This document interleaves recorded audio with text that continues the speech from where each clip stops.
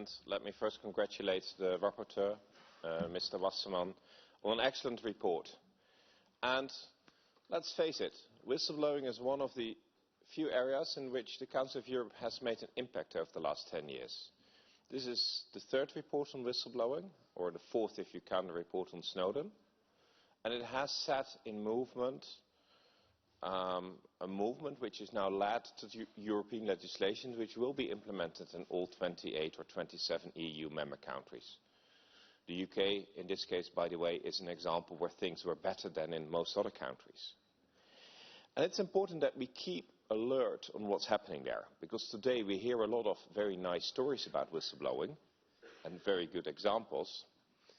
I hope we also are alert that when someone blows the whistle on something our own government is doing, which we're supporting, we are also a little bit supportive in solving the problem and not seeing the whistleblower as the problem. Because that's usually what happens then. If your coalition is threatened or your government party, then you think quite differently about whistleblowing than when it's something in another country where we're saving lives.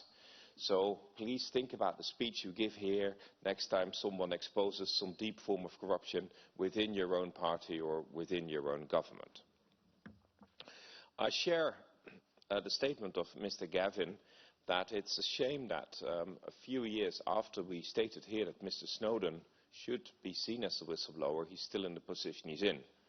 He's still in a better position than some others, however.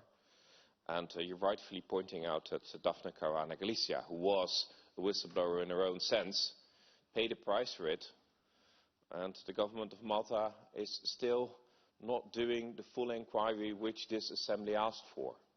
And we made a very specific, we adopted a very specific statement on that last night.